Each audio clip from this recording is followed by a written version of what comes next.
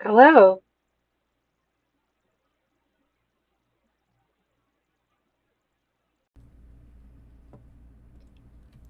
How's it going? How do I sound? Okay, I hope.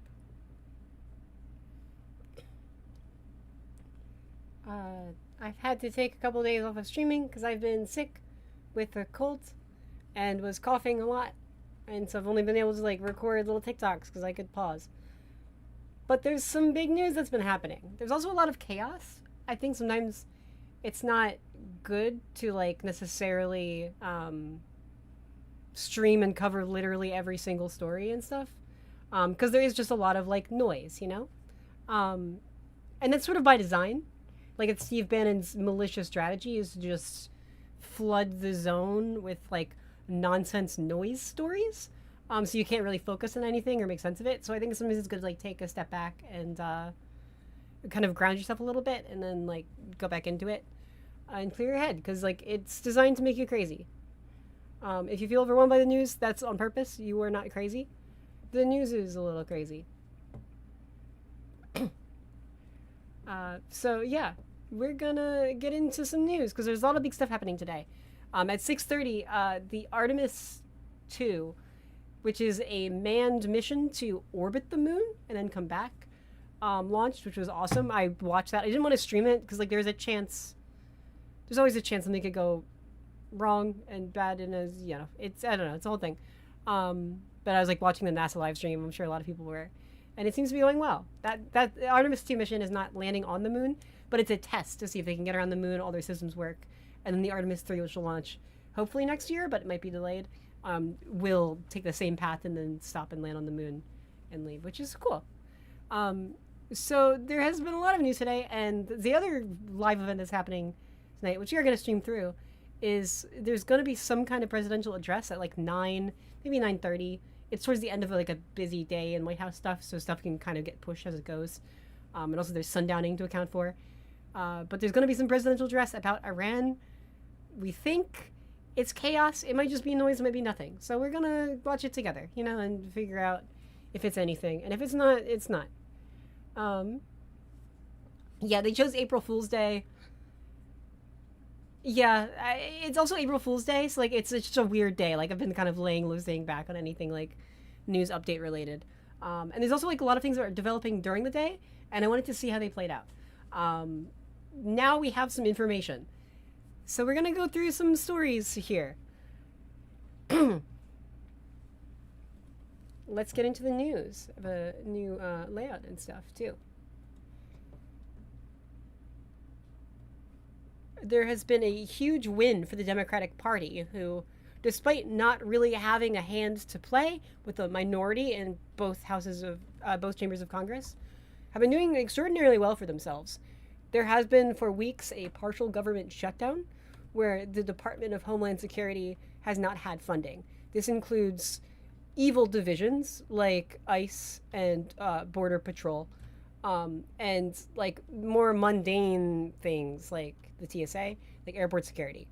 Um, so there's been a lot of coverage about the long lines at airports, as the radical right has tried to blame Democrats for this. Democrats keep showing up with funding plans, and Democrats were trying to condition funding on like we're not going to fund um, ICE and Border Patrol.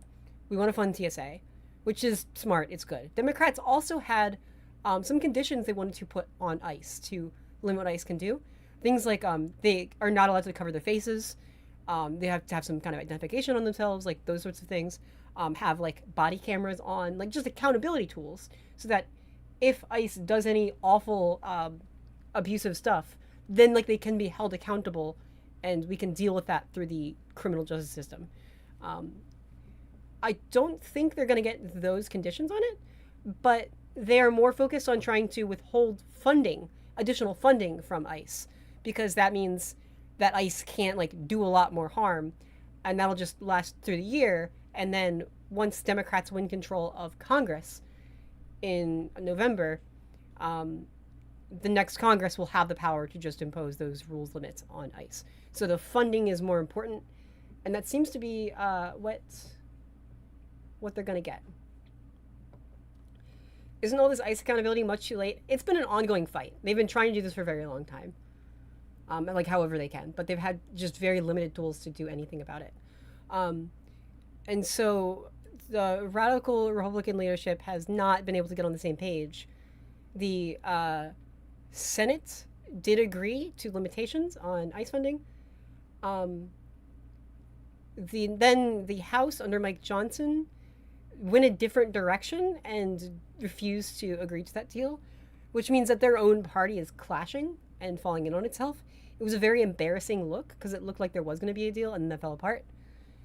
Now it came out today, apparently, the Republican leaders are agreeing to end the shutdown. Like, they're just agreeing to Democrats' terms. It's still not clear what exactly that looks like because they're a mess of infighting right now. But it's pretty good. So they are away from Washington for 2 weeks. Lindsey Graham went to Disney World, which is embarrassing, while there was still a government shutdown. But it seems like when they come back, they're finally going to have something. Yeah, no, it's hard to have accountability. But if they turn off body cams, yeah, there should be rules to keep body cams always on. Yeah, no, like obviously, more accountability is always good. And like just kind of any extra rules and regulations they can get, it slows them down and keeps them accountable and limits the potential for abuse. I'm always open to more restriction on potential abuses of power.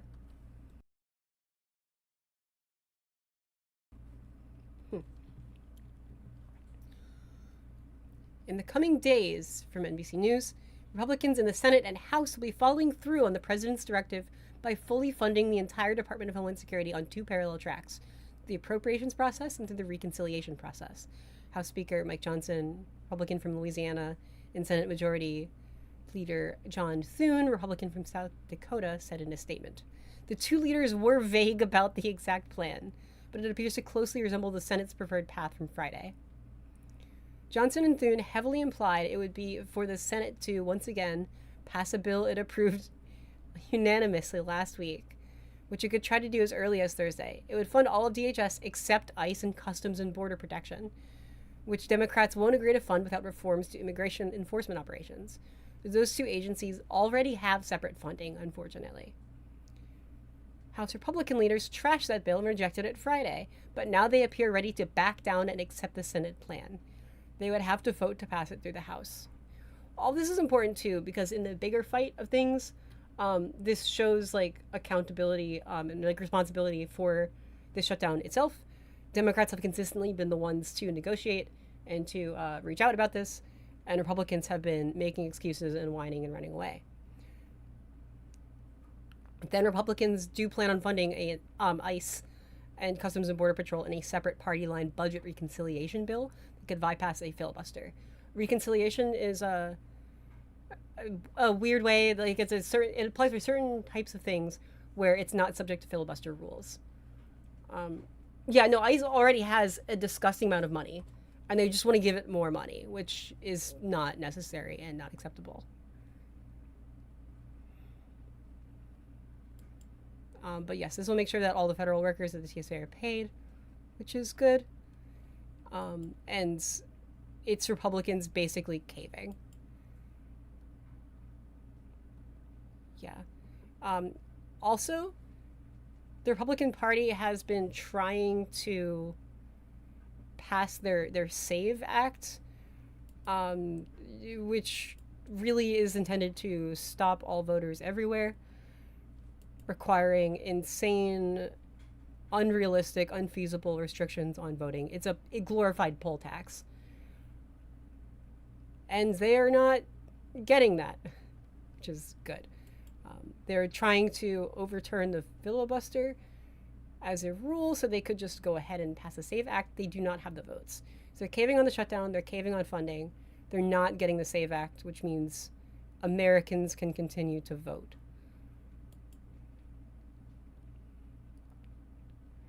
Senate Minority Leader Chuck Schumer, oh, there he is.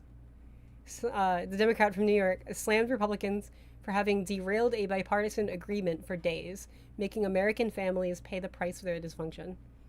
It's pretty embarrassing too. In the grand scheme of things here, the Republicans control effectively all three branches of government: the legislative, executive, and judicial. In the legislative branch, both houses of Congress as well, and still have not been able to keep an open government and have had some of the longest, most embarrassing shutdowns in U.S. history. But the Senate Democrats did actually stay strong this time, which is really good. A lot of people, myself included, have criticized Chuck Schumer for being weak and like folding a lot, but we are seeing some upgrades here. We're seeing some slight increases in, resilience. They stuck strong, they had a plan, and they got what they wanted, which is pretty good. It's also interesting to see here the Republican Party start to fracture. We've seen this in times of like crisis and pressure. They do start to panic and turn against each other. Mike Johnson especially, I do not think can hold up under the pressure of the job. Like, I think back to there is the pressure to release the Epstein files, and Mike Johnson, clearly in a bind and in a panic, said that Donald Trump was like an undercover informant on Epstein, and that's why he was involved with stuff, which no one else corroborated whatsoever. And it just seemed like a lie, like just a complete lie. But it does mean, like, under pressure, they do just sort of run around randomly and do their own thing really quick. Which means they're weak. They're not this big, scary, fascistic, organized, powerful regime they want you to think they are.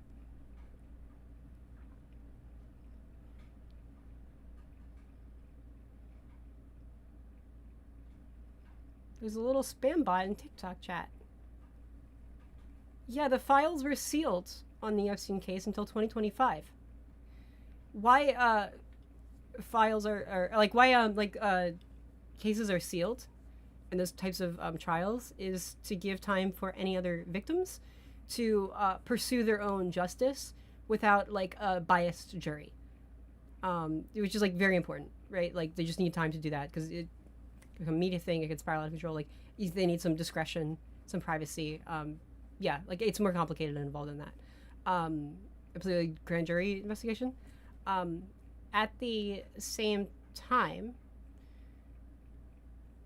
under Joe Biden, they went after Ghislaine Maxwell, who's way more useful informationally. Also, she was alive. They kept her alive. Jeffrey Epstein died under Donald Trump's watch, by the way. And Ghislaine Maxwell was put in prison. Under Donald Trump again, Ghislaine Maxwell has moved to a lower security prison and has been getting special privileges, such as playing with puppies. And seems directly incentivized and conditioned to, she could receive a pardon if she were to exonerate Trump. They're keeping her around as like a card to play. They're keeping her in like safe preferential conditions. And I think it's weird to reward a prolific child groomer. Like, I do not know the extent to which Ghislaine Maxwell did anything to kids directly, but she was definitely like, recruiting and finding them and pushing them into this. That was her job. So, I don't know. I think it's weird that Donald J. Trump wants to reward Ghislaine Maxwell. But that's what happened. And under Donald J. Trump, there has been a suspicious lack of release of the full Epstein files. Has been censored. They have not met the legal standards to release them when they're required to. As well as there's not been a single arrest of the Epstein elite. There are several allegations of Donald Trump essaying minors, but even if you think he didn't personally, why is he protecting everyone else? It's just an interesting suspicious thing, right? Why is he protecting these people? Why doesn't he want anyone like looking into it? Why hasn't happened a deposition of Donald J. Trump? He was Jeffrey Epstein's friend of many years. Why is he not being questioned under oath? Everything he knew that was going on. Even if you think it wasn't him personally doing anything, what did he know about what his friend was doing? Wouldn't that help get justice and find any guilty parties? These are the types of questions that, like, a normal, sane person would ask if you actually cared. But fascists don't care. They know what they stand for. They know what they support. I support Democrats who want to fund normal airport workers and don't want to fund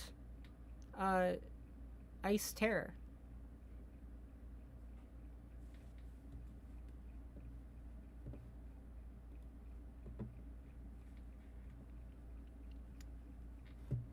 So, let's look at another story.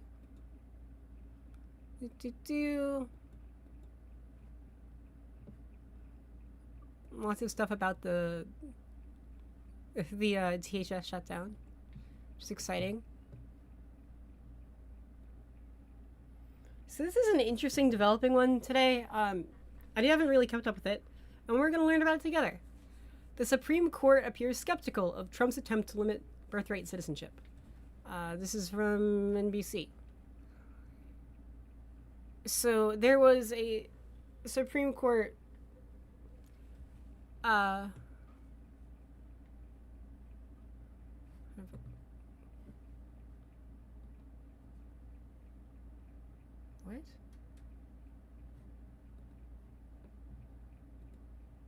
Sorry about that. Supreme Court appears skeptical of Trump's attempt to limit birthright citizenship. President Donald Trump took the unusual step of attending in person as justices probed his executive order. This is from NBC. Washington. Tackling one of President Donald Trump's most provocative policies, members of the Supreme Court expressed skepticism Wednesday about the lawfulness of his proposal to limit the constitutional guarantee of birthright citizenship for people born on U.S. soil.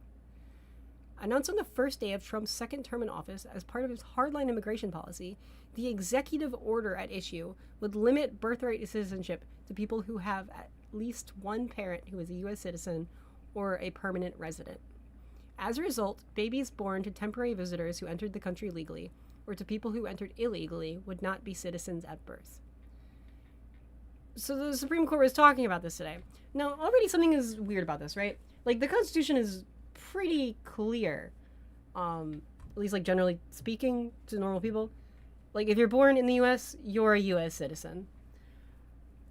And if you change that, right, like, if your parents aren't U.S. citizens, but, like, they give birth to you in the U.S., if you're not a citizen of the U.S., what country are you a citizen of? Like, maybe the countries your parents are from would have rules where, like, oh, if you're born to citizens of our country, your kid is also a citizen of our country. But what if they don't? Like, that's not a guarantee. That's dependent on other things. So when you get rid of birthright citizenship, you're allowing for, like, a weird possibility where, unless other countries' laws have something to say about it, this baby could be born technically not a citizen of anywhere. You should have at least one place to go. So this is sort of nonsense. It creates, like, such a weird kind of legal hell, right? Where you could just be like a nowhere person. So that already, like, just does not logically make sense as a use case, as a possibility one would want to happen. Another thing that makes this extremely weird, besides the, like, weird xenophobia of that and the logical holes in that, Donald J. Trump attended the oral argument in person. This is the first for a president. He just showed up to the Supreme Court while they were discussing this, which is clearly, like, an intimidation tactic, right? It's not like he went there because he's curious about the law. That's not who this is. This is, like, such an unusual thing. It's just intimidation, having his presence there. That's not how the U.S. government is supposed to work. It's supposed to be a clear separation of powers. You should respect and leave them to do their job. It's really, really disrespectful. But also what made that funnier is, like, as that discussion was going on, it did not seem to be going in his favor.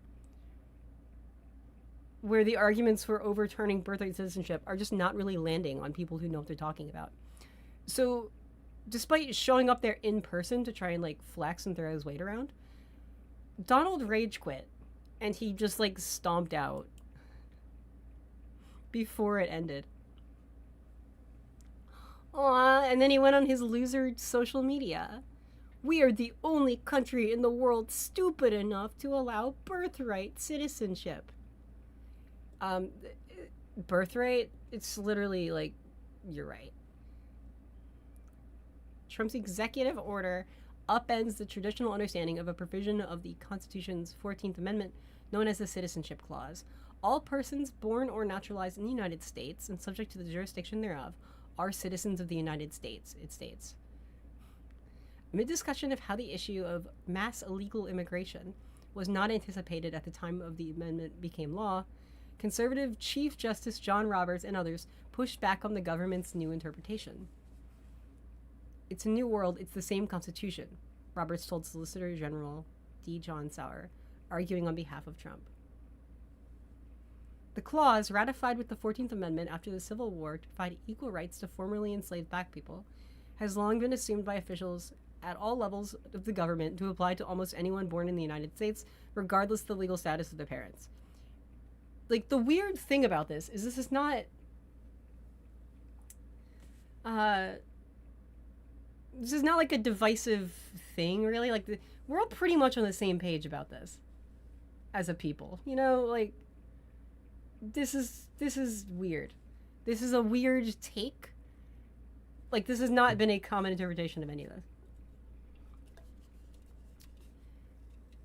Trump's executive order was immediately blocked by courts around the country and has never been in effect. Conservative Justice Neil Gorsuch, addressing Sawyer's reliance on citizenships being conditioned on someone's being a long-term resident of the U.S., pointed out that at the time of the 14th Amendment's ratification, that would not have turned on whether someone had entered the country legally. If somebody showed up here in 1868 and established domicile, that was perfectly fine, he said. And so why wouldn't we, even if we were to apply your own test, come to the conclusion that the fact that someone might be illegal is immaterial? Justice Amy Coney Barrett, another conservative, also poked holes in Sawyer's approach, questioning how his assertion that the children of slaves brought to the U.S. unlawfully would be citizens under the 14th Amendment was consistent with the rest of his argument. How would you apply it to the children of illegally trafficked people today?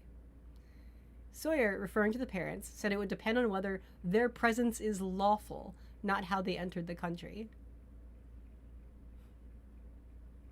Liberal Justice Elena Kagan suggested Sawyer was relying on pretty obscure sources to make his arguments. The text of the clause, I think, does not support you. I think you're sort of looking for some more technical, esoteric meaning, she added. That's a very polite, diplomatic, emotionally intelligent way for a woman to tell you that you're insane and you don't know what you're talking about. Even conservative Justice Clarence Thomas, often a reliable vote for Trump, asked Sawyer to be more specific when he raised the question of how the 14th Amendment was intended to repudiate the notorious 1857 Dred Scott ruling, which said black slaves were not citizens. Conservative Justice Samuel Alito emerged as the most sympathetic to Trump, who sat silently in a section of the courtroom reserved for government officials. Alito suggested it would be reasonable to apply the subject to the jurisdiction thereof language to new situations not contemplated at the time it was written. Trump is only intimidating if you happen to be a Big Mac. True. This is interesting, but it's like very like legally minute technicalities. It has big implications. That's why like I wanted to hang out and read about it, because this is also like very, very bizarre as a thing. Let's see. Most legal experts predicted ahead of the argument Trump would face an Most legal experts predicted ahead of the argument that Trump would face an uphill battle to win the case, but Cecilia Wang, the American Civil Liberties Union attorney leading the challenge to the executive order, also faced tough questions. Wang is herself the daughter of immigrants and would not have had citizenship at birth had Trump's interpretation of the law been in effect then. Several justices pressed Wang about her reliance on the 1898 Supreme Court ruling United States versus Wong Kim Ark, which concluded that a man born in San Francisco to parents who were born from China was a U.S. citizen. Sauer argued that the case refers only to people domiciled in the U.S., which he interpreted as those with permanent residency. Wang, in contrast, argued that the Ark ruling affirmed the broad principle of birthright citizenship and would need to be overturned for her to lose. Roberts noted that the Ark ruling includes multiple references to the word domicile, suggesting that might buttress Sauer's argument. Quote, isn't it at least something to be concerned about to say that since it's discussed 20 different times and has that significant role in the opinion that you can dismiss it as irrelevant, he asked. Wang responded in part that was used because in Ark's specific case, his parents were long-term residents of the U.S. Trump's executive order, if it were implemented, would affect thousands of babies born every year across the U.S. One woman who asked not to be identified to protect her family was heavily pregnant last year when she heard about the executive order. Originally from Argentina, she now lives in Florida on a student visa and was immediately alarmed about what legal status her child would have. My baby was actually going to be one of the first ones impacted. I immediately went into panic mode, she said in an interview. Determined to make sure her now 8-month son's citizenship was secured, she started making arrangements to apply for a passport for him before he was ever born. Although her son now has his passport, she said she is deeply sympathetic to other families expecting babies who remain unsure what will happen. I know there's probably a lot of different families and moms, pregnant moms, in my situation, that are probably stressed, she said. Ugh.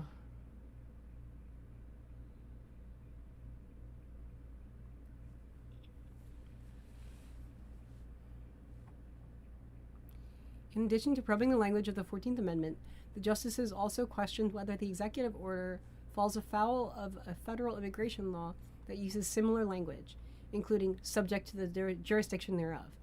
The court could rule that the executive order is unlawful under that law without having to decide the 14th Amendment question and put the onus on Congress to act. The Supreme Court has a 6-3 conservative majority, which repeatedly ruled in Trump's favor last year, but the court handed him a massive defeat in February when it ruled that his broad use of tariffs was unlawful. Trump responded to that ruling with harsh criticism of the judges who voted against him in the 6-3 decision, calling them, quote, disloyal to the Constitution. Donald Trump does not know what the Constitution is. He has not read it. He has not internalized any meaning from it. It's foolish.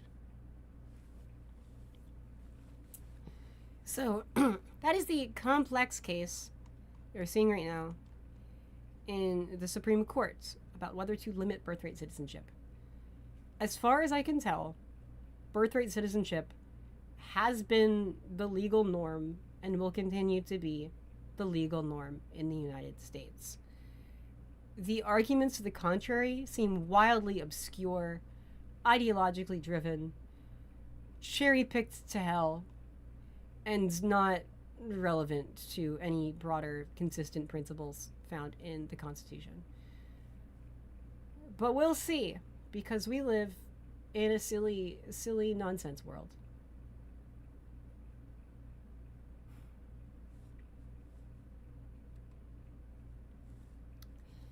Now,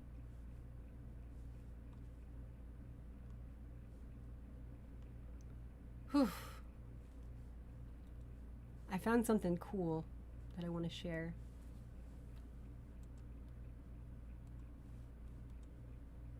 Ha! We're going to open all these pictures and then we're going to read through them all.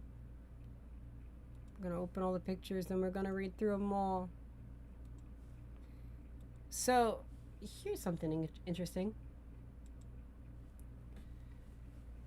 The president of Iran pens an open letter to the American people. This was posted on Twitter because we live in strange times. It is 4 images long, and we're going to read through all of them. This is Iranian President Masoud Pezeshkian. And here's his letter to the American people. Now, first, before I get into this, the Iran war is complicated. I condemn the U.S.'s involvement. That is not necessarily an endorsement of the Iranian government in its entirety. The Iranian leadership has its own motives, and you have to be aware, everyone has a perspective. There could be propaganda, things are subjective. But I'm curious to see what this is. This is from the president of Iran to the American people, like on public social media. So the ones who reach out to as many people as possible.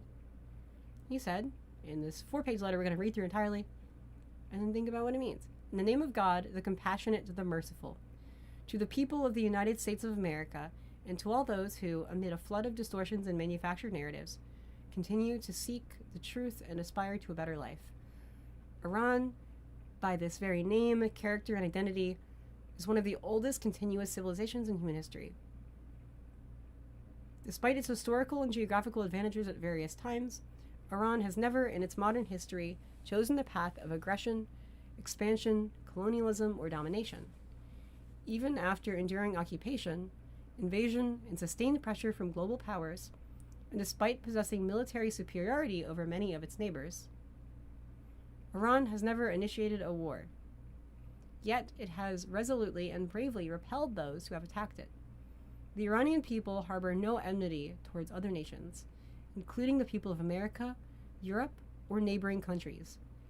Even in the face of repeated foreign invasions and pressures throughout their proud history, Iranians have consistently drawn a clear distinction between governments and the peoples they govern.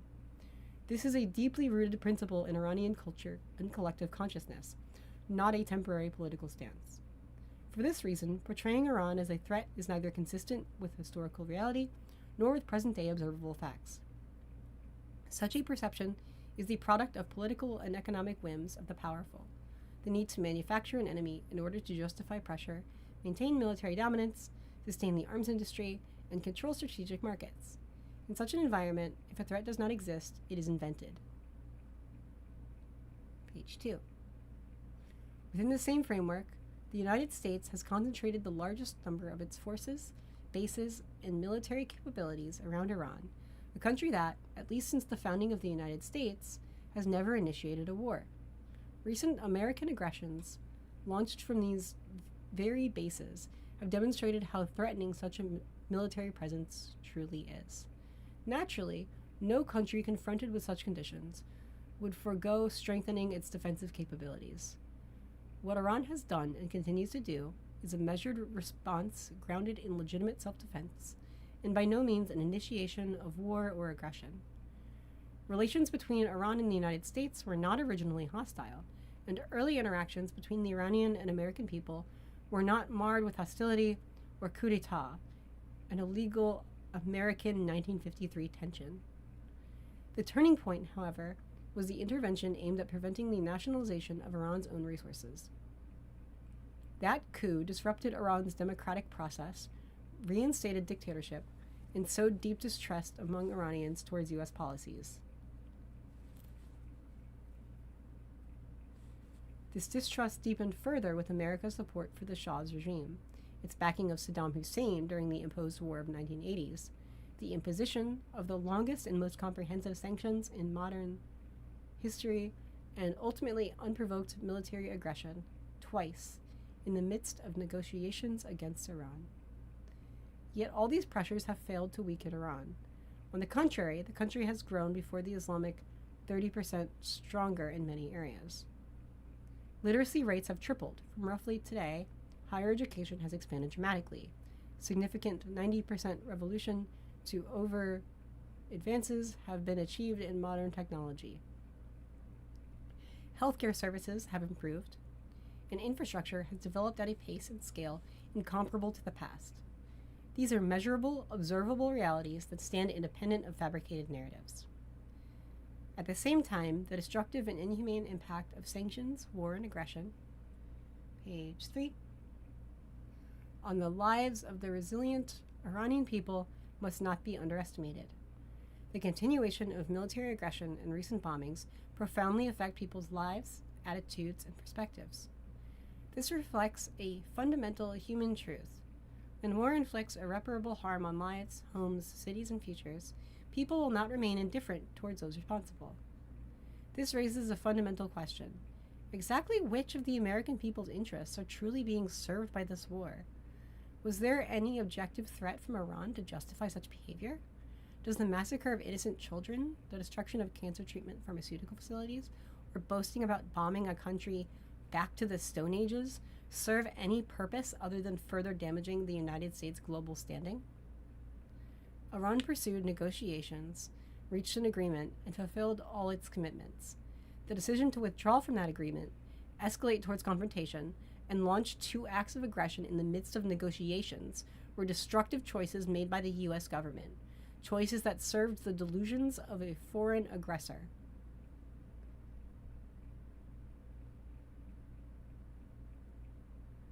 Attacking Iran's vital infrastructure, including energy and industrial facilities, directly targets the Iranian people.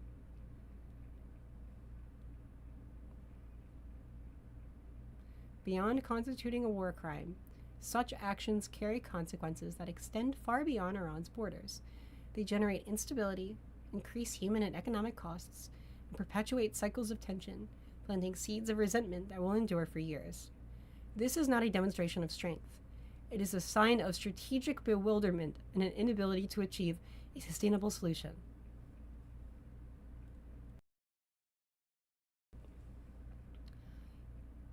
Is it not also the case that America has entered this aggression as a proxy for Israel, influenced and manipulated by that regime? Is it not true that Israel, by manufacturing an Iranian threat, seeks to divert global attention away from its crimes towards the Palestinians? Is it not evident that Israel now aims to fight Iran to the last American soldier and to the last American taxpayer dollar, shifting, page 4, the burden of its delusions onto Iran, the region, and the United States itself in pursuit of illegitimate interests? Is America First truly among the priorities of the U.S. government today? I invite you to look beyond the machinery of misinformation, an integral part of this aggression, and instead speak with those who have visited Iran. Observe the many accomplished Iranian immigrants educated in Iran who now teach and conduct research at the world's most prestigious universities or contribute to the most advanced technology firms in the West. Do these realities align with the distortions you are being told about Iran and its people? Today, the world stands at a crossroads. Continuing along the path of confrontation is more costly and futile than ever before. The choice between confrontation and engagement is both real and consequential. Its outcome will shape the future for generations to come. Throughout its millennia of proud history, Iran has outlasted many aggressors. All that remains of them are tarnished names in history, while Iran endures, resilient, dignified, and proud. So that is the letter to the American people by the Iranian president. I'm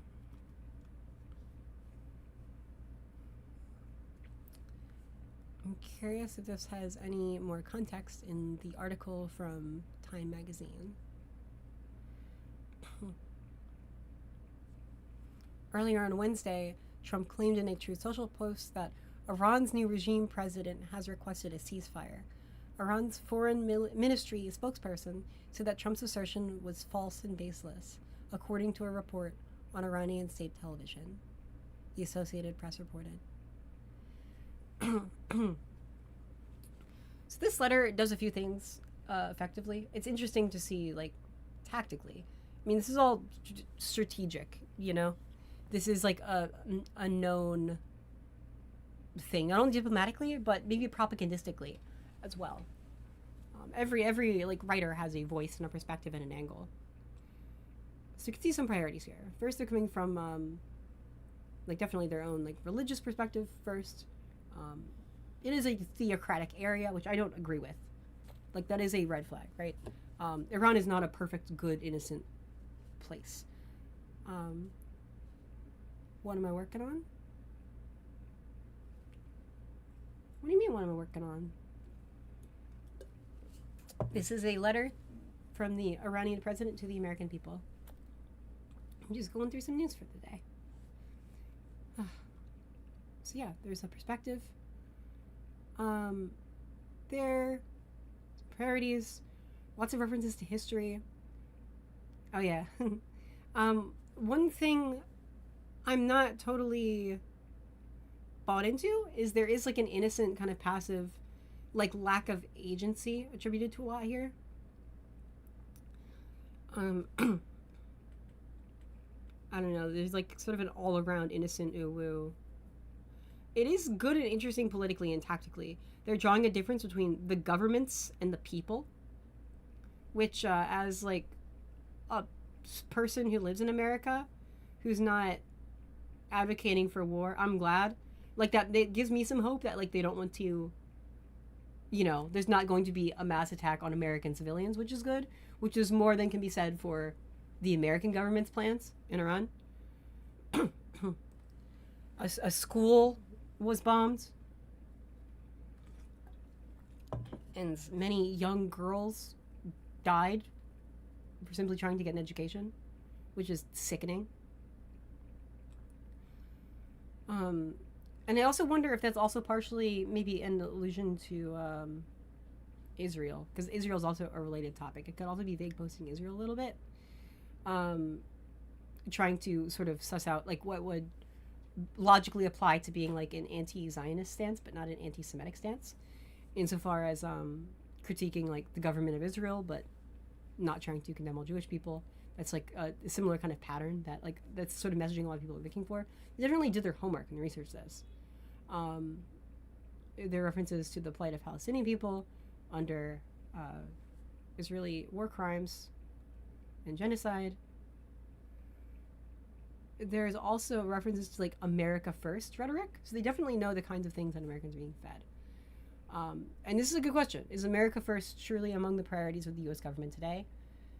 That's a really good question and something that like a lot of people have been asking. I am not as impressed or convinced by this like, look, you talk to people who visited Iran or like accomplished people from Iran, like that. Those are just not. I don't know. Good people can go anywhere. Like that's sort of a flimsy like argument wise. It's very anecdotal heavy.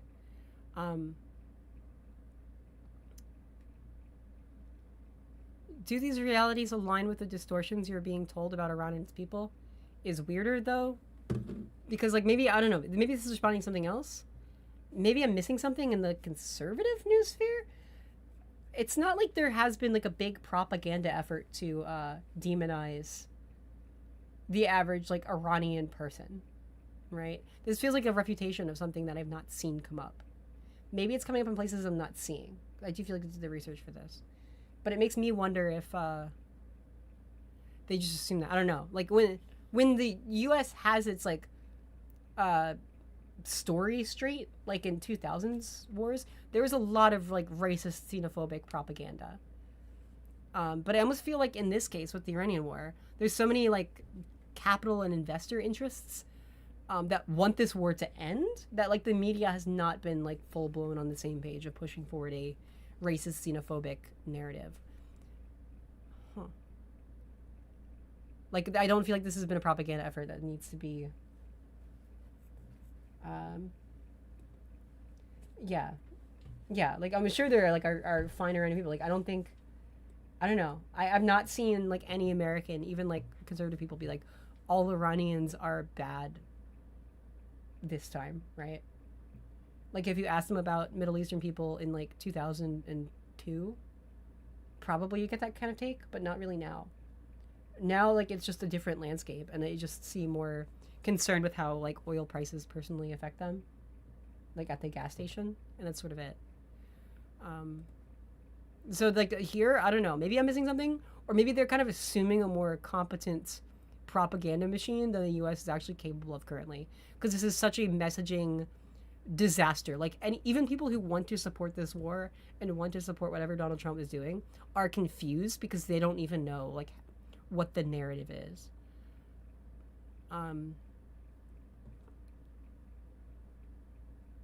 This is like a little concerning at the end though, because you want to end on like a strong point, sort of a thesis, and come back to it. I'm not sure this is necessarily calling for a pure ceasefire. This seems like a fully prepared stance to potentially keep fighting or escalate, right? Um, Continuing along the path of confrontation is more costly and futile than ever before. The choice between confrontation and engagement is both real and consequential. Its outcome will shape the future for generations to come. Throughout its millennia of proud history, Iran has outlasted many aggressors. All that remains of them are tarnished names in history, while Iran endures, resilient, dignified, and proud. Like, that kind of sounds like a implied, like, fuck around and find out, right? Like, that's a little scary. Let's say they're wrong. Like, the U.S. is the aggressor in this case, for sure. But that's like, I mean, to me, this feels like a very authentic letter. Like, they put a lot of time and work into this. Like, it's very crafted messaging. And ending on that note specifically, I don't know. It sounds like they're ready for whatever possibility the U.S. chooses. They're like, it's a shame there's not diplomacy. But if this is going to be a conflict, like, there will be consequences. And it's I don't know.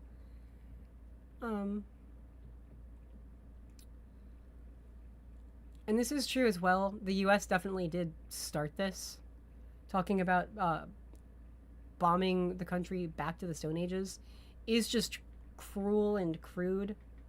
This is like very abnormal way to talk about things, and they're totally right. The massacre of innocent children, which happened, the destruction of cancer treatment and pharmaceutical facilities. I've not even seen a single story about that. Maybe that's like how bad it is. I'll look into that. Maybe I missed that, but that certainly did not like spread widely. And that's so tragically unfortunate if that's the case. And it is bad also that the bombing started during negotiations, which like is a very bad sign because it teaches Iranians reasonably to like not negotiate. They're in danger if they try, which just makes this very hard to resolve diplomatically. So this is a situation. It's a very bold, direct move, like kind of making a plea, CC'd to the American people. And I'm curious what effect this will have. At the time of recording, it's 8:42 p.m. on April 1st, and at like 9, Sleepy Dawn is supposed to make some kind of address. And there's a lot of speculation. It's about the Iran war, or maybe NATO, maybe both somehow. Maybe it'll be announcing an end to this. Maybe it'll be announcing an escalation to this. But we know with troops about to be deployed, I'm not optimistic. The normal pattern has been on Mondays at the start of the week when the stock market opens. Sleepy Dawn makes big claims about peace negotiations, even when Iran denies them, because that gives investors some faith that it's safe and predictable and a good time to invest in the market. But then because there is no practical way out of the war, it's usually on Fridays or on Saturdays when the market's like closing or closed, that then it goes back to making threats of escalation to throw red meat to his base. But it's Wednesday now, so it could go either way, which is scary. That's the state of the world we're in.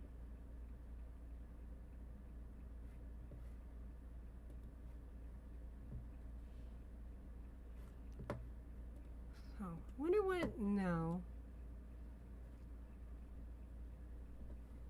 Ah. Don't have access to that one. Bam. Let's see what stories there are. I live in Baltimore, so you see some local stories here are about Maryland.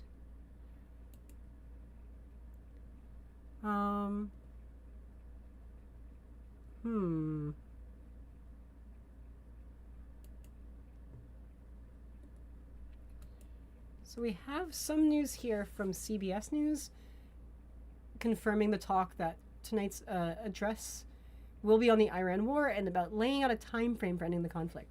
That is very useful to know.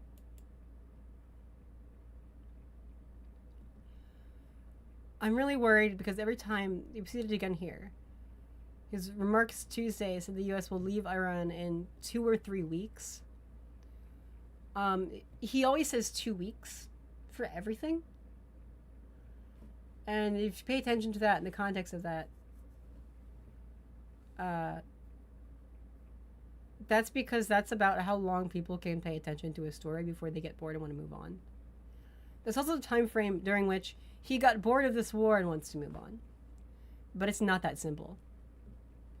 And every time he says, oh, something is 2 weeks away, it usually means there's no intent of following through on the reasonable guess that you will forget and stop caring by then.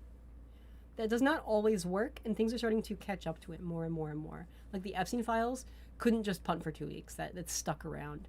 The Iran war is really sticky also, in part because of like the prices at the gas pump just don't go away after 2 weeks.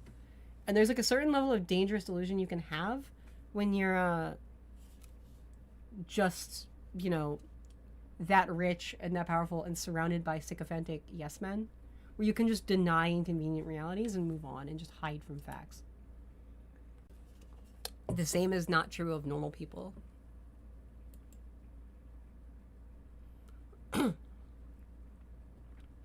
White House official told CBS News the president will restate his 2 to 3 week timeline and highlight the U.S. military's success in achieving all its stated goals prior to the operation, including destroying much of Iran's navy, ensuring Iran's regional proxy groups can no longer destabilize the region, and guaranteeing that Iran can never obtain a nuclear weapon.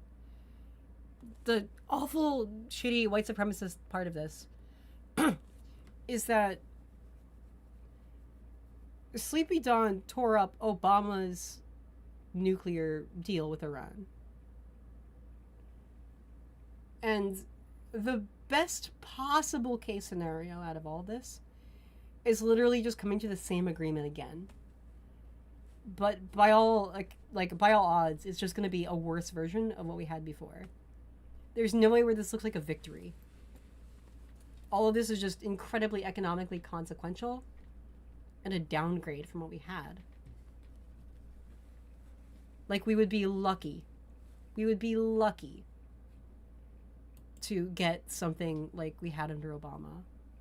And at the time, Obama, for getting like that deal, was like criticized for not doing well enough for the U.S., you know, not being a tough enough negotiator.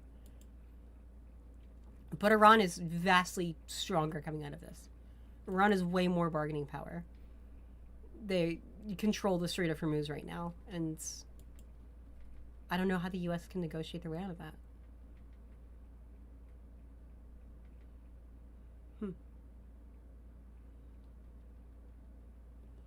Even as Mr. Trump insists a main goal is ensuring Iran never attains a nuclear weapon, he told Reuters he doesn't care about the highly enriched uranium Iran has stored in underground tunnels. What? If further enriched, the material could be used for nuclear weapons, but seizing such material would likely require a risky U.S. ground operation. The U.S. intelligence community assessed last year that Iran was not actively trying to build a nuclear bomb. That's so far underground, I don't care about that, the president said of Iran's enriched uranium, much of which is believed to be buried underneath rubble from a previous round of U.S. strikes last summer. We'll always be watching it by satellite.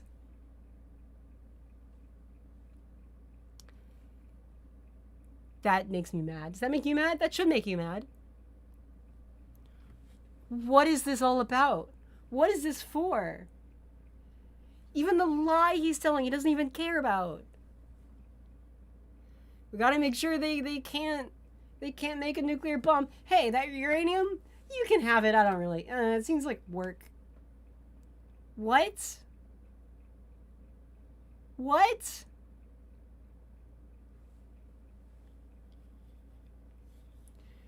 This is embarrassing.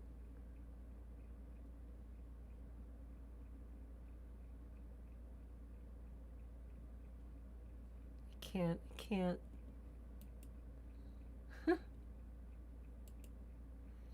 What is this all for?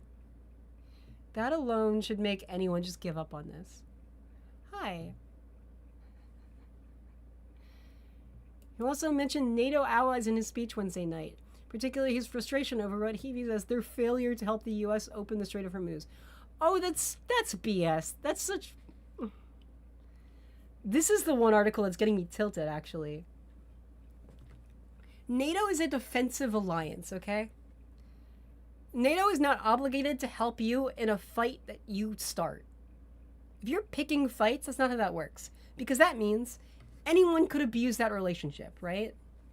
Which means you could blow any amount of resources and lives on pointless and avoidable fights. NATO is meant to have, and in case of emergencies, we'll all have each other's back, which is meant to incentivize people to not pick fights with anyone in NATO, to minimize the amount of fighting, which minimizes the resource and life expenditure on wars and other stupid avoidable conflicts, if at all possible. Because if you pick a fight with anyone in NATO, it could be a big deal and a bad idea. It's meant to be an anti-war mechanism, not a pro-starting more wars mechanism. Because that's how you just accelerate the destruction of civilization.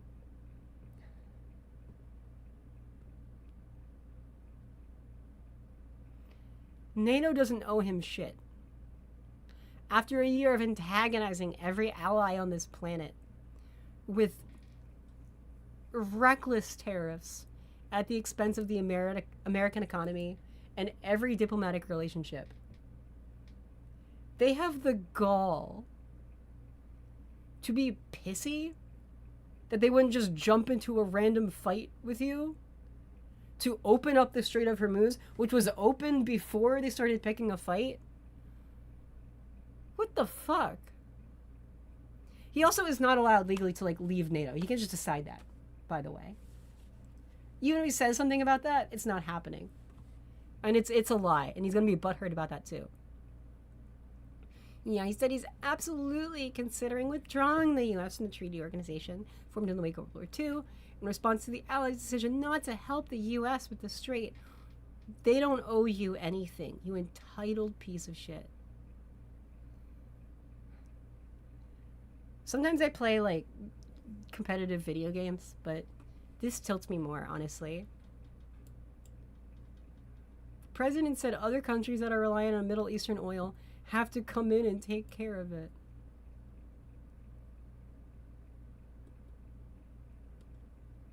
This is just antisocial, stupid behavior. You can't just come in and smash everyone's stuff and then be like, fix it for me. And yeah, there's some news as well. The cost of gas has gone over $4 a gallon in the U.S., which is bad. Even if on some level he had this boomer dementia riddled memory of why should I start a war in Iran, because that means patriotism, which means they'll support me and get distracted, and would also mean we would do a war for oil in the Middle East, with a full disregard for human lives. But we didn't have an oil crisis. Even the price of things we should no one gave a fuck. It was not a top issue for anyone. It just wasn't.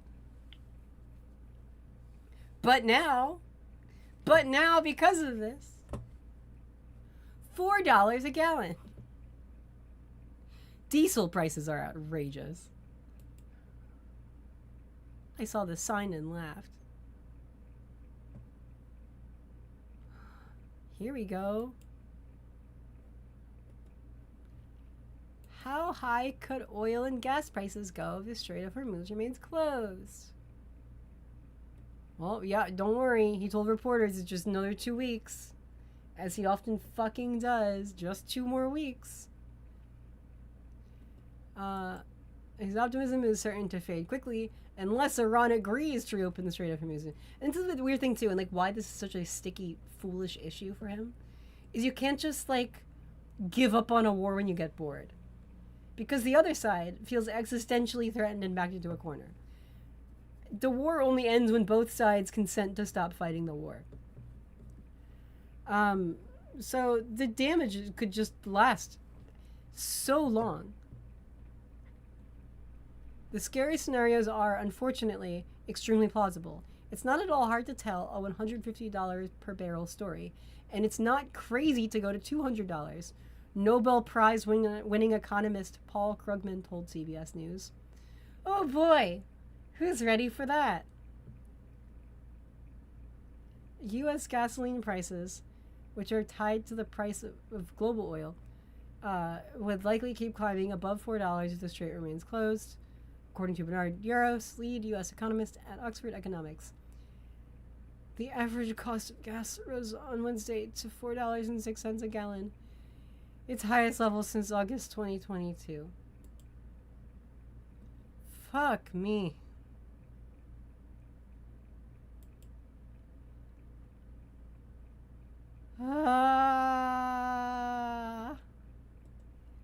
What, 5 years? Yep. Okay, there we go.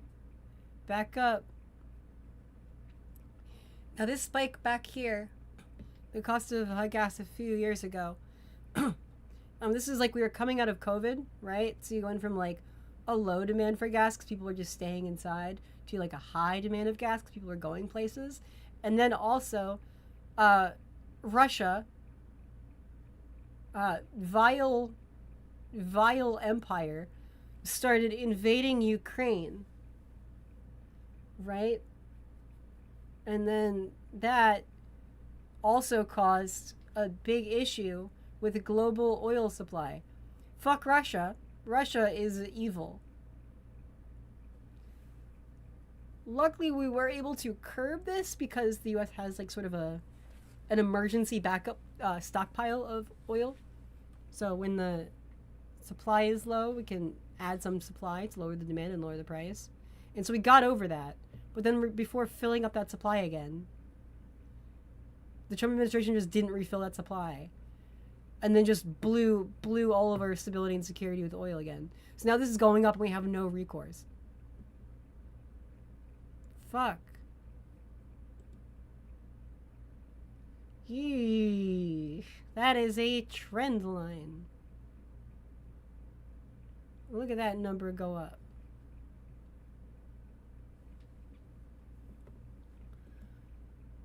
Oh my gosh.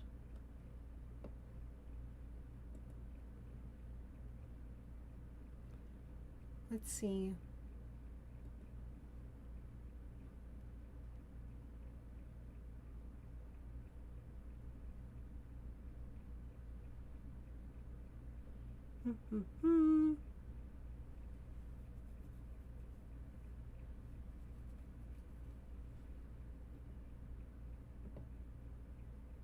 Here we go. Okay. So in about 2 minutes, there should be an address on Iran. I am going to do like a quick break, get a drink. I will be back in like 2 minutes.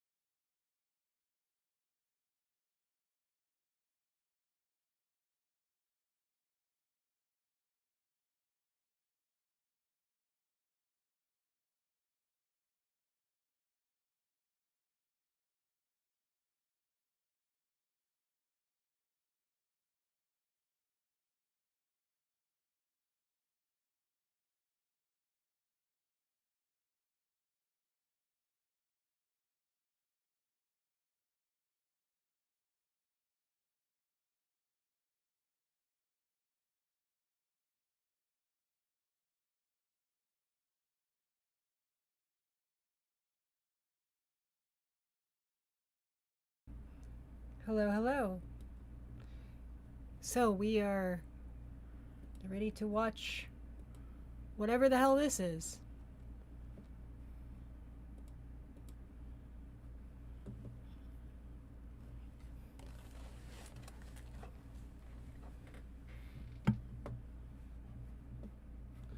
Who's ready for some nonsense?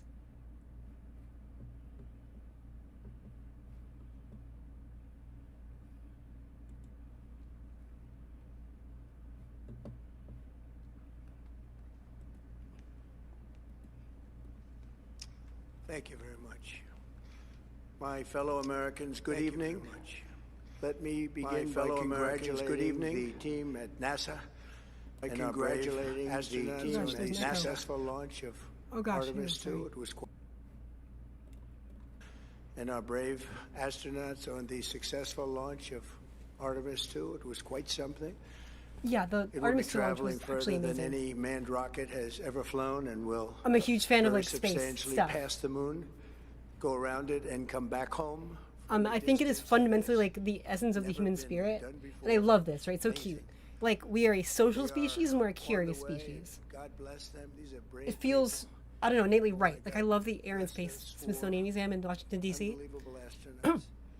It's so good that like we want to come together and wonder about each other and wonder about what's beyond, and see what's over the next hill. Like the toxic version of that is like Manifest Destiny, this like desire for conquest. But the good version of that is being like a pioneer and like a explorer and a discoverer, like that Star Trek ideology. I love that. There's something good about that because it's like constructive, it's scientific, it's dramatic, it's pro-social. It's pure. We want to understand and help and grow and learn. Their leaders, most of them, okay. Terrorist regime they led are now dead. Their command and control of the Islamic Revolutionary Guard Corps is being decimated as we speak. Their ability to launch missiles and drones is dramatically curtailed, and their weapons, factories, and rocket launchers are being blown to pieces. Very few of them left. Never in the history of warfare. Reveling in destruction too much. This is disgusting. Devastating large-scale losses in a matter of weeks. Our enemies are losing. I think a space race can be a good and healthy thing. For 5 years under There's different interests which can be like more pure and more toxic. It can lead to good or bad outcomes. Before discussing this current situation, I also want to thank our troops for the masterful job they did in taking the country of Venezuela in a matter of minutes. That hit was quick, lethal, violent, and respected by everyone all over the world. It was not respected all over the world. Lethal and violent, they got the guy alive, right? So that's weird. It's also a red flag that he's trying to stack the deck before talking about how Iran is going in detail by like talking about a different thing that did work. Not everything did. We're now totally independent of the Middle East, and yet we are there to help. We don't have to be there. We don't need their oil. We don't need anything they have, but we're there to help our allies. Tonight I want to provide an update on the tremendous progress our warriors have made in Iran and discuss why Operation Epic Fury is necessary for the safety of America and the security of the free world.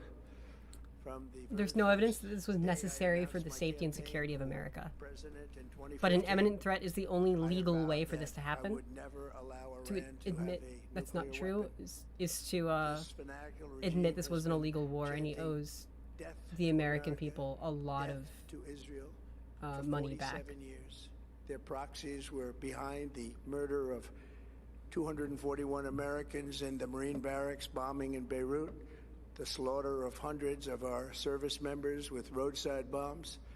They were involved in the attack on the USS Cole, and they carried out the countless other heinous acts, including the just horrible, bloody atrocities of Well, despite just doing the thing in Venezuela and then being like, hey, we can take over the oil companies didn't ask him to do that, and we're just deeply confused by the whole thing. And like everything he touches, it becomes so chaotic, no one else wants to touch it, especially if they're actually smart and good at finance and business. Like, even if we, take all of the humanism out of it, it's disastrous. It's strategically incomprehensible and not respectable. And mass murder from behind a nuclear shield. I will never let that happen, and neither should any of our past presidents. This situation has been going on for 47 years and should have been handled long before I arrived in office. I did many things during my 2 terms in office to stop the quest for nuclear weapons by Iran first, and perhaps most importantly, I killed General Qasem Soleimani in my first term. He was an evil genius, brilliant person, a horrible human being, however, the father of the roadside bomb, and he lived just horrible. Evil genius? Iran would have been what a weird perhaps thing to say. Far better, stronger position. Had he lived, we would have had probably mandatory Obama and Biden bashing, true. But you know what? We'd still be winning and winning big. And then, very importantly, I terminated Barack Hussein Obama's Iran nuclear deal, a disaster. Obama's nuclear deal is a better version of whatever he could hope to scrap out of this situation, out of this mess he's caused. None of this would have happened if Trump did not tear up that agreement. By airplanes in an attempt to buy their respect and loyalty, but it didn't work. They laughed at our president and went on with their mission to have a nuclear bomb. His Iran deal would have led to a colossal arsenal of massive nuclear weapons for Iran. They would have had them years ago, and they would have used them. It would have been a different world. There would have been no Middle East and no Israel right now, in my opinion, the opinion of a lot of great experts, had I not terminated that terrible deal. And I was so honored to do it. I was so proud to do it. It was so bad right from the beginning. Essentially, what a I did ridiculous what no thing other to say. president was willing to do. They made mistakes, and I am correcting them. He just said there would be no Middle East or Israel if he didn't tear up the nuclear deal. Yet the regime What? continued their relentless quest for nuclear weapons and rejected every attempt at an agreement. For this reason, in June, I ordered They had an the agreement on Iran's key until nuclear Donald facilities Trump in tore up the Operation agreement. Midnight Hammer. Nobody's ever seen anything like it. Those beautiful B-2 bombers performed magnificently. We totally obliterated those nuclear sites. The regime then sought to rebuild their nuclear program at a totally different location, making clear they had no intention of abandoning their pursuit of nuclear weapons. They were also rapidly building a vast stockpile of conventional ballistic missiles and would soon have had missiles that could reach the American homeland, Europe, and virtually any other place on Earth. Iran's strategy was so obvious. They wanted to produce as many missiles as possible, and they Okay, right there, that is Mike legally later. He's admitted they would soon have ballistic missiles, and some of which maybe could have reached America.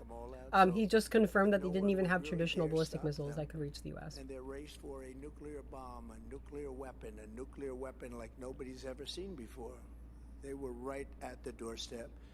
For years, everyone has said that Iran cannot have nuclear weapons, but in the end, those are just words if you're not willing to take action when the time comes. As I stated in my announcement of Operation Epic Fury, he just admitted there was no imminent threat. Very simple and clear. We are systematically dismantling the regime's ability to threaten America or project power outside of their borders. That means eliminating Iran's Navy, which is now absolutely destroyed, hurting their Air Force and their missile program at levels never seen before, and annihilating their defense industrial base. We've done all of it. Their Navy is gone. Their Air Force is gone.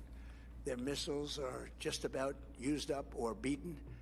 Taken together, these actions will cripple Iran military, crush their ability to support terrorist proxies, and deny them the So this is a big danger that I worry about. Our armed forces have been we talked a lot about destroying their Navy and their Air Force. If you looked at like wars in the last few years, it's all about drones these days. And the U.S. brags about it's like a big, well-funded military lot. And I'm worried a lot of that is going to private defense contracts and to like, we have big planes and boats. But that's not really where the power is right now. Ukraine has done so well because of drones. Iran has been doing so well holding out because they've invested a lot into like lots of really cheap drones. This past month, I've traveled to Dover Air Force Base, and it's been something. I wanted to be with those heroes as they return to American soil, and I was with them and their families, their parents. Yeah, 13 wives, U.S. troops are dead over this. We salute them, and now we must with honor no them gain by to show for it completing meaningfully. the mission for which they gave their lives, and every single one of the people, their loved ones said, "Please, sir, please finish the job." Every one of them. And we are going to finish the job, and we're going to finish it very fast. We're getting very close. I want to thank our allies in the Middle East, Israel, Saudi Arabia, Qatar, the UAE, Kuwait, and Bahrain. They've been great, and we will not let them get hurt. Is that really like or the fail group of in any countries way, you want to shape, be or form. among? Many Americans have I don't know. been concerned to see the recent rise in gasoline prices here at home. This short-term increase has been entirely the result of the Iranian regime launching deranged terror attacks against commercial oil tankers in neighboring countries that have nothing to do with the conflict. This is yet more proof that Iran can never be trusted with nuclear weapons. They will use them, and they will use them quickly. It would lead to decades of... That's propaganda. That's not true. Economic pain and instability. That does not logically track. Can ever Just be imagine. wary of what you hear. The United States has never been better prepared economically to confront this threat. You all know that. We built the strongest economy in history. We're going through it right now, the strongest in history. In 1 year, we've taken a dead and crippled country. I hate to say that, but we were a dead and crippled country after the last administration More worthless and made propaganda. it the hottest country anywhere in the world by far, with no Biden derangement inflation, syndrome. record-setting investments coming into the United States, over $18 trillion, and the highest stock market ever, with 53 all-time record highs in just 1 year. It all positioned us to get rid of a cancer that has long simmered. It's known as $200 billion nuclear more for this. Iran, and they didn't know what was coming. They've never imagined it. Remember, because of our Drill Baby Drill program, America has plenty of gas. We have so much gas. Under my leadership, we are #1 producer of oil and gas on the planet, without even discussing the millions of barrels that we're getting from Venezuela. Because of the Trump administration's policies, we produce more oil and gas than Saudi Arabia and Russia combined. Think of that, Saudi Arabia and Russia combined. And that number will soon be substantially higher than that. There's no country like us anywhere in the world, and we're in great shape for the future. The United States I hope you know imports almost something is no wrong about oil this, through because the cost of Hormuz gas Strait, keeps going up. and won't be taking any in the future. We don't need it. We haven't needed it, and we don't need it. We've Like, he will literally just lie and completely deny about decimated real Iran. problems. They are decimated, both militarily and economically and in every other way. And the countries of the world that do receive oil through the Hormuz Strait must take care of that passage. They must cherish it. They must grab it and cherish it. Hormone They can do it Strait? easily. We will What? be helpful, but they should take the lead in protecting the Oil oil per that barrel they so hit 150. desperately depend on. Yep. So to those Up and up. countries that can't get fuel, many of which refuse to get involved in the decapitation of Iran, we had to do it ourselves. I have a suggestion. #1, buy oil from the United States of America. We have plenty. We have so much. And #2, build up some delayed courage. Should have done it before. Should have done it with us, as we asked. Go to the Strait and just take Hey, it. Protect if you live in the it. Use U.S. it for yourselves. and you Iran see the has been cost of gas has essentially now decimated. broken $4 The hard part a is gallon, done, so it should be do you easy. think the U.S. And in any should event, be when selling this more of its conflict oil is to over, other the Strait countries? will open up naturally. It'll just How will open that up affect naturally. prices They're of gonna wanna gas be here able in the to sell US? oil because that's all Think they about have to supply try and really demand. resume the flowing, and the gas prices will rapidly come back down. Stock prices will rapidly go back up. They haven't come down very much, frankly. They came down a little bit, but they've had some very good days over the last couple of days. We've done. That's because of his market manipulation on Monday mornings, by the way. Journey to Iran to get rid of this horrible threat. Just now, talking about receiving larger refunds than they ever thought possible. They are getting so much more money than they thought. That's from the great big beautiful bill. Our economy is strong and improving by the day, and it will soon be roaring back like never before. It will top the levels that it was a month ago. I've made clear from roaring is not a good word to describe the economy. Until our objectives are fully achieved. The 1920s were roaring. Thanks to the progress we've made, until, I can say tonight that we are on track to complete all of America's military objectives shortly, very shortly.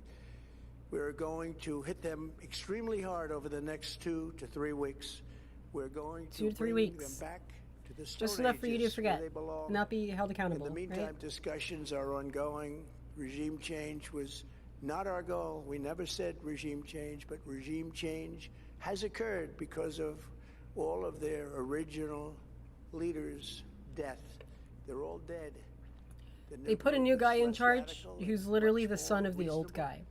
And despite the Iranian government rapidly hemorrhaging popularity, now they have a new leader who's 30 years younger, is a more religious, extremist, stupid, uneducated version of his dad, who has already been more anti-American, but now has a direct incentive to hate America because his father was killed. It's hard to get clear journalistic information I've heard maybe his family, like his wife and his kid were killed. He may have been hurt. I mean, we don't really know much. And so, he has a personal, deep, psychotic hatred of America now that, anyone in his position would have. And now, obviously, the Iranian people are behind their government because they feel existentially threatened. Yeah, he's, much more of a hardliner. They basically just created a Batman villain version of the evil Iranian leader they feared. They've only made it worse. It's, the opposite of regime change. Yeah. It's just amplified. Anyone, any boomer basic conservative who doesn't know much, who thinks oh, maybe it's just the government's bad guys, let's get rid of them. No, they just made it worse. 7 months and 5 days. World War II lasted for 3 years, 8 months and 25 days. The Korean War lasted for 3 years, 1 month and 2 days. The Vietnam War lasted for 19 years, 5 months and 29 days. Iraq went on for 8 years, 8 months, and 28 days. So he may be trying to use this to be oh, look how fast this is going to be. But this isn't a second purpose, right? The other purpose is he's going to say, you can allude to this later and be well, these other wars took so long that, I know he said 3 weeks, but, these other wars lasted 3 years or whatever. He's already padding that and setting that expectation. He understands marketing. He understands how to set expectations. The whole world is watching, and they can't leave the power, strength, and brilliance. They just can't believe what they're seeing. They leave it to your imagination, but they can't believe what they're seeing. The brilliance of the United States. You can see his brains melting, too. It always comes down to this, they can't believe. It's just lazy writing at this point. No one believes it. No one's falling for this. Because of the actions we have taken, we are on the cusp of ending Iran's sinister threat to America and the world. And I'll tell you, the threat to America has not been proven. When we do, when it's all over, the United States will be safer, stronger, more prosperous, and greater than it has ever been before. May God bless the men and women of the United States Armed Forces, and may God bless the United States of America. Thank you very much, and good night. Interesting. For someone who loves to ramble, he's getting shorter. It could be a dementia sort of thing. He's sundowning. I don't know. He's very old. Okay. See, we're not really getting any specifics there.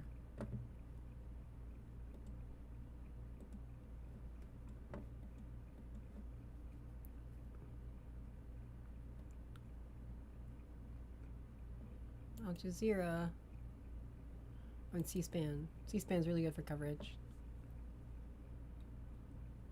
Caregivers as well. In 2020, there are over 11 million. Okay. Yeah, this is an interesting thing. Yeah, okay. Iran's president, Masoud Pezeshkian, tells the U.S. public his country has no hostility to people of the U.S., Europe, or its neighbors. This is in the letter we read earlier. And there's like a drastically different tone, level of detail, and like narrative there. Like all Sleepy Dawn was doing was bragging about wanton destruction and promising more in the next 2 to 3 weeks. And I'm really scared of how that ends, like what that means, right? Because I don't see any logical goalpost by which Iran would stop after 2 to 3 weeks. Like, if you do guarantee we're just going to attack you for 2 to 3 weeks, you could just wait 3 weeks and 1 day, right? You just hold out. Like, you have a guaranteed surrender, basically. Is there any reason to negotiate if you've been explicitly threatened with 3 weeks of attacks?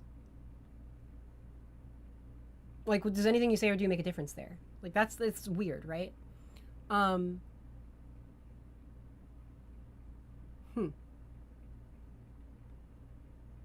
Strange. Very, very strange.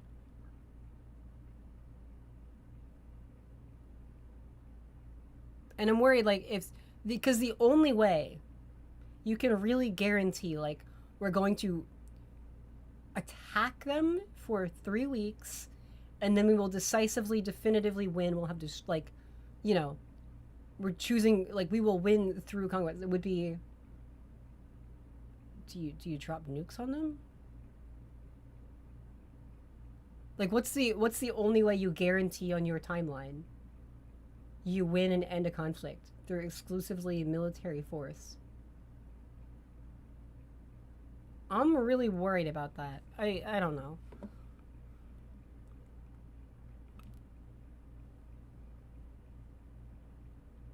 I'm just really suspicious.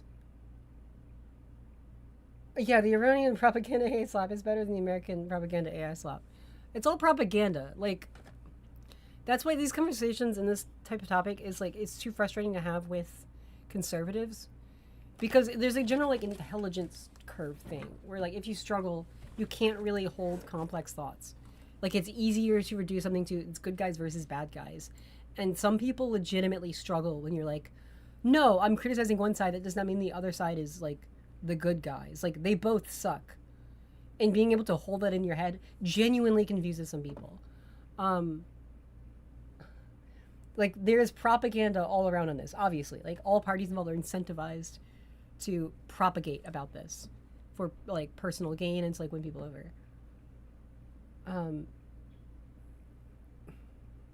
And, like, obviously, you know, the Iranian government and, frankly, whoever's in charge of, like, the U.S. government social media at this point are both, like, religious extremists and supremacists, like, not being fair and rational.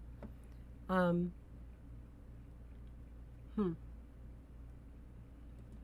that's that. Really nothing. Like, that was like another nothing story. And he's done that more and more, where it seems like he kind of just wants attention. Which, like, news cycle do this now. Because things have really gotten out of control from under him on things like the Epstein files, on this war. And it's a way to, I guess, maintain some sense of control. But I don't know. Not great. Ugh. Well, that's that, I guess. Anticlimactic end to the night. But thanks for being here, if you've been here. I'm gonna go eat some food. And have a good night. I'm gonna try to stream, like, tomorrow too, like afternoon, evening. I like doing that slot, like, towards the end of business hours, like around 3 or 4 p.m. Eastern. I like streaming for, like, an hour or two, and catching up with the news for the day, like, after most things have played out during the day. Because, yeah, we get some chaos like this, where, like, even today, as an example, to, like, kind of, round up on everything. Oil prices are, like, a big, scary thing. There's lots of early morning promises before a day of the stock market being opened to, like, bump things up, even though then it goes back down. There was, like, the weird Supreme Court birthright citizenship thing, where Donald Trump showed up to intimidate the Supreme Court, and then he rage quit and ran away when, like, things didn't go his way. So that seemed like it would be a scary intimidation thing, and then that backfired. So, like, if we reported out of that, like, to the breaking news thing immediately in the morning, that would be a waste of our emotional energy. Which is, like, what the creepy, evil Steve Bannon types want. Like, they want you to get upset about things, needlessly. There's this letter from the Iranian president, which makes more sense and is more worthwhile in the context of the U.S. message on the other side. It's like a useful way to kind of balance those perspectives, because both are to some extent propagandistic. We looked at what else? Oh yeah, there was a cool spaceship launch. That was nice. I didn't stream that personally, but I started to stream after that. But I saw that, and that was cool to know that went well. Yeah. So we live in strange times. I will stream tomorrow. Thanks for reading up on the news with me. I like doing this on stream because it's like a good accountability thing. So have a good night, everybody. Bye.